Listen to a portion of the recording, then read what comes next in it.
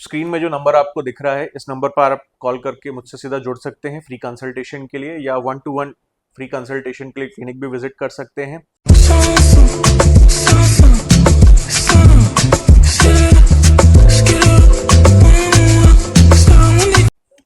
नमस्कार, मैं doctor Saumya Pandey, hair transplant surgeon, roots hair transplant clinic के चैनल में आप सभी का स्वागत करता हूं।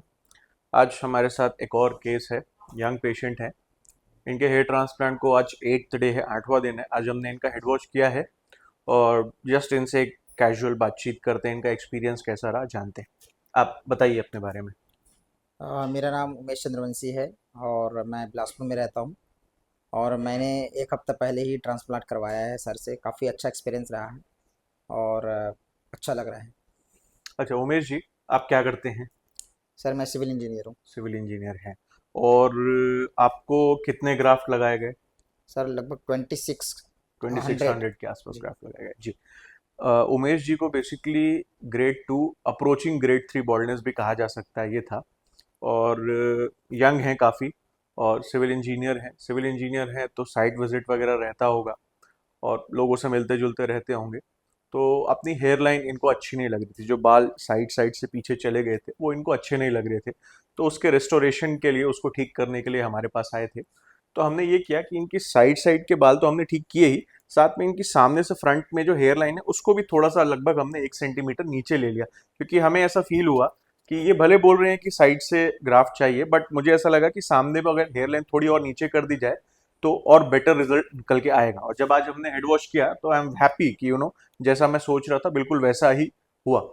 अच्छा उमेश जी, अब आपके ट्रांसप्लांट को 1 हफ्ते हो गए, जी है ना? सर। अब हेयर वॉश के बाद आपको दिख रहा है कि आपके बाल जहां जहां पे नहीं थे वहां पे बाल दिख रहे हैं।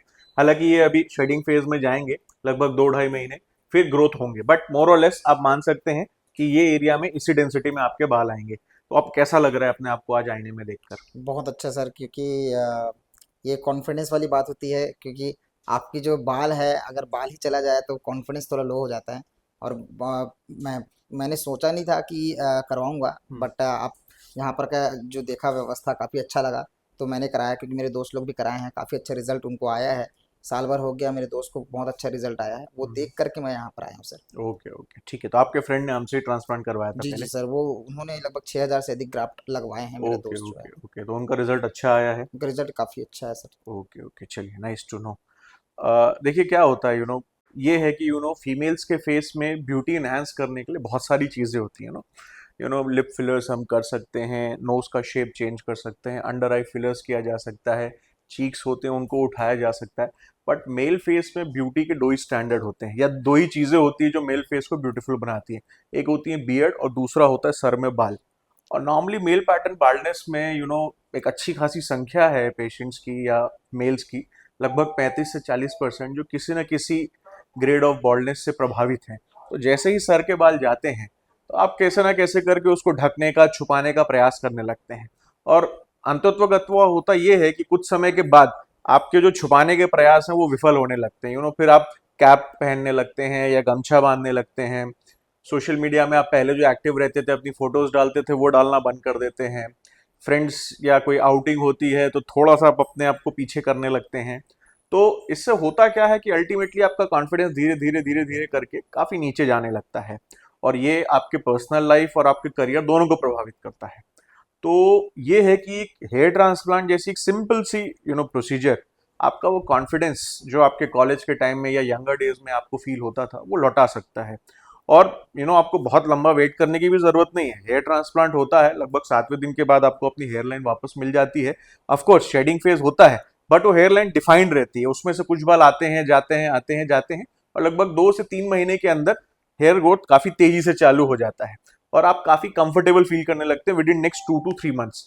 और मैं ये बात लगभग लगभग सारे पेशेंट के साथ नोट किया है कि जब तक उनका हेयर ट्रांसप्लांट नहीं होता वो अपने फेस को लेकर कहीं ना कहीं थोड़े से कॉन्शियस रहते हैं, कॉन्फिडेंस कम रहता है। लेकिन जैसे ही ट्रांसप्लांट होता है 3 से 4 महीने के बाद उनका कॉन्फिडेंस बिल्कुल देखने लायक होता है। खासकर जो पेशेंट 20s और अर्ली 30s में होते हैं उनमें तो बिल्कुल ये चीज नजर आती है।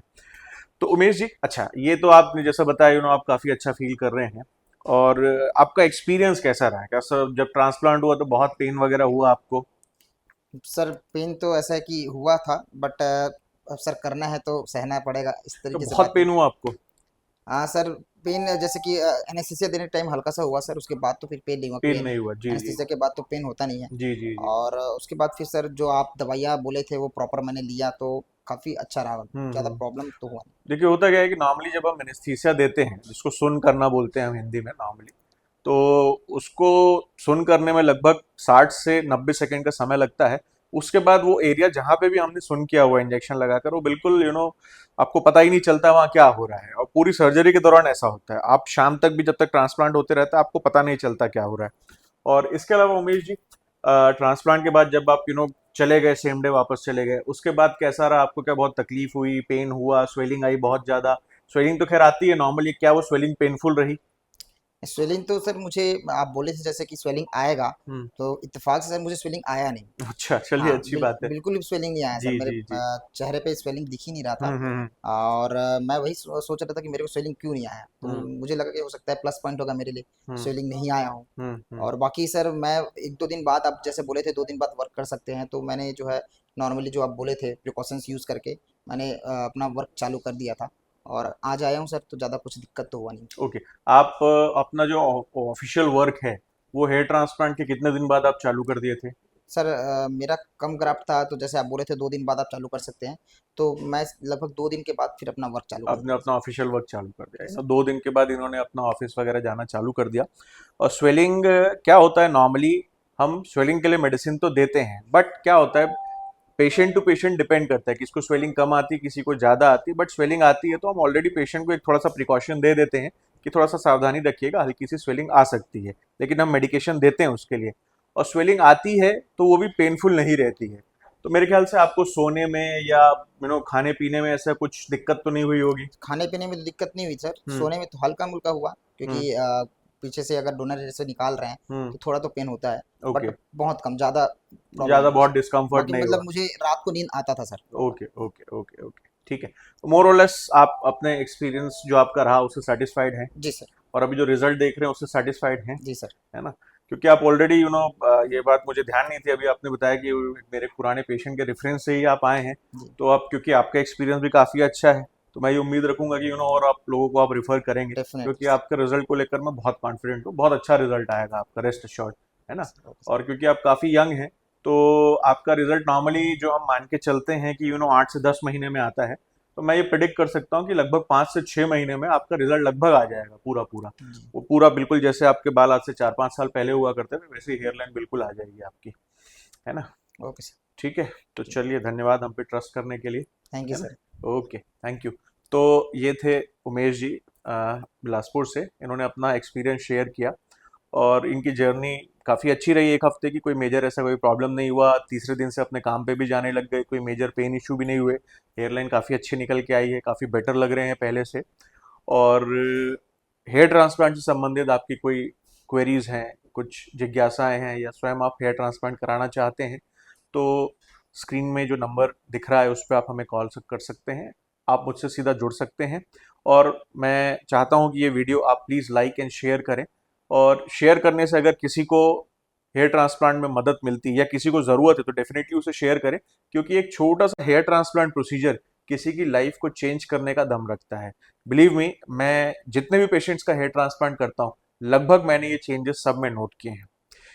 Thank you. और इसी तरह हमें अपना प्यार देते रहिए। धन्यवाद।